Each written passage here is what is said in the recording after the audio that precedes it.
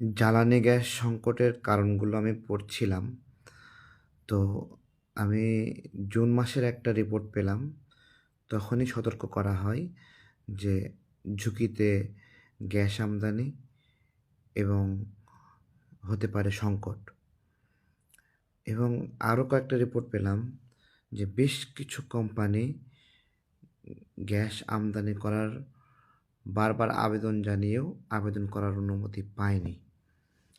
তো এইটা হলো গ্যাসের সাপ্লাই সংকট, সাপ্লাই কম, সেই কারণে একটা কারণ যে সরকারকে বারবার নোটিশ করা হয়েছে, গণমাধ্যমে নিউজ এসেছে এবং আমদানিকারকরা আমদানি বাড়াইতে চাইছে, কিন্তু ওইটা সুযোগ দেওয়া হয়নি।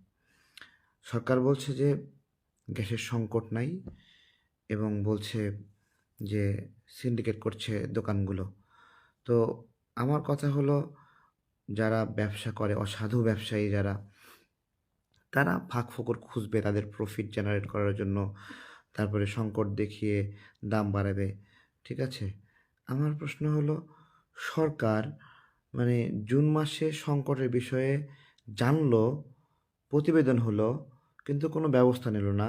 গ্যাস আমদানিকারকদেরকে অতিরিক্ত গ্যাস আমদানি করার অনুমতি দিল না। এখন যা অবস্থা হয়েছে, আমি আমার বুদ্ধির বয়সে এরকম গ্যাস সংকট আমরা দেখিনি। যে গ্যাস পাওয়া যাবে না, বাসায় রান্না হবে না।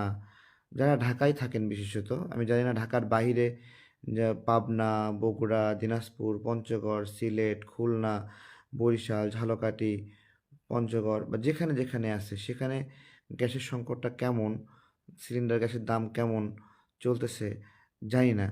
আমি তো যেটা ফেস করছি যে ভাই টাকা দিয়েও গ্যাস পাওয়া যাচ্ছে না, বেশি ডিমান্ড করেও পাওয়া যাচ্ছে না।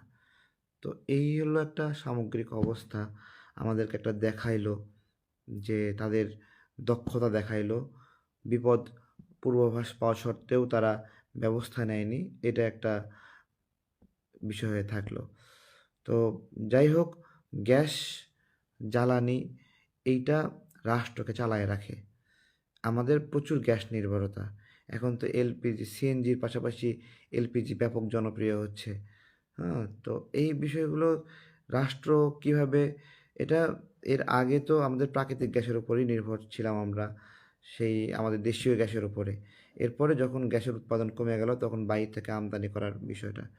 ভাই, আপনি আমদানি করবেন নাকি গ্যাস তুলবেন বা কী করবেন? নাগরিকরা কিন্তু এইটা বুঝবে না। নাগরিকরা আপনার সাকসেস রেট দেখবে যে হ্যাঁ, আপনি নাগরিকদের চুলায় গ্যাস জ্বালানোর মতো যথাযথ গ্যাস দিতে পারলেন না। আপনি ব্যর্থ এবং নাগরিকরা রান্না করার জন্য, খাওয়ার জন্য কষ্ট পাচ্ছে। এটাই হলো একটা রেটিংস হয়ে থাকলো যে এটা পারলেন না।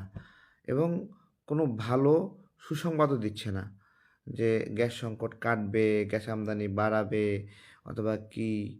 না, একটা জিনিস করলাম, খুললাম যে গ্যাস আমদানির অনুমতি দেয়নি।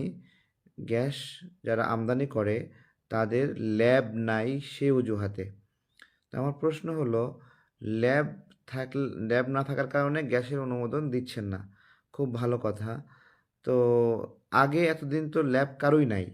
ল্যাব ছাড়াই তো বছরের পরে বছর গ্যাস আমদানি করতেছে, নাগরিকদের চুলায় আগুন জ্বলতেছে।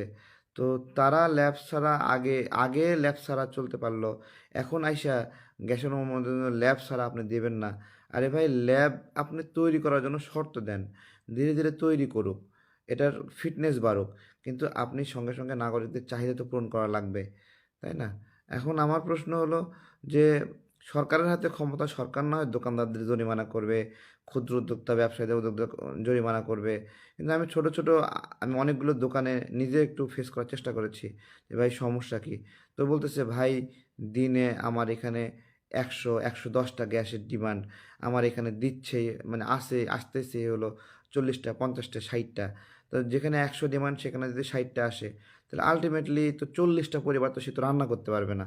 এই যদি ডিমান্ড এবং সাপ্লাইয়ের যদি পার্থক্য হয়, এই বিষয়গুলো রাষ্ট্র সফলতার সাথে ডিল করতে পারতেছে না এবং তারা কোনো ভারসাম্যমূলক আশ্বাস দিতে পারতেছে না। এটা হলো সবচেয়ে গুরুত্বপূর্ণ বিষয়। অবশ্য গ্যাসের ক্ষেত্রে ইচ্ছা করলেই তো আর ওই জাহাজ নিয়ে রওনা দিয়ে 3 দিনের মধ্যে বাংলাদেশে ঢুকবে না, সেটাও আমরা প্রত্যাশা করি না। কিন্তু গ্যাস যারা আমদানি করে তাদেরকে আমদানির অনুমতি দেওয়া, শিল্প কারখানাগুলো চালু রাখা। আজকে গ্যাস যেগুলো বন্ধ জায়গায় জায়গায় সংকট বন্ধ। সব গ্যাস তো সব ইন্ডাস্ট্রি তো আর ওই সাপ্লাই গ্যাস দিয়ে চলে না। হুম? সেই গ্যাস তো অ্যাভেলেবল না, সেটাতে চলে না। কিন্তু আমার প্রশ্ন হলো যে সাপ্লাই গ্যাস দিয়ে পাশাপাশি এলপিজি আছে, সিএনজি আছে, বিভিন্নভাবে একভাবে না একভাবে কোম্পানিগুলো গার্মেন্টসগুলো চালায় নিচ্ছে, বাইং হাউসগুলো চালায় নিচ্ছে, ডাইং সেকশনগুলো চলতেছে। তো এখন যদি রান্নার গ্যাসে যেহেতু পাচ্ছে না, আমার প্রশ্ন হলো শিল্প কারখানাগুলোতে আজকে তাহলে কী অবস্থা হয়ে আছে, তাদের প্রোডাকশন কতটুকু থেমে আছে, সেটা তো একটা দেখার বিষয়। এই বিষয়গুলো রাষ্ট্র সমন্বিত পরিকল্পনার মাধ্যমে আগে থেকে যদি করতে পারতো, জুন মাসের রিপোর্ট হওয়ার পরেও, জুন মাস থেকে এটা কী মাস, ডিসেম্বর মাস, অর্ধ বছর সময় পেয়েছিল গ্যাস আমদানি করার জন্য। কিন্তু ভালো একটা আমরা বিপদে পড়লাম আর কি, এটাই দেখা গেল আর কি।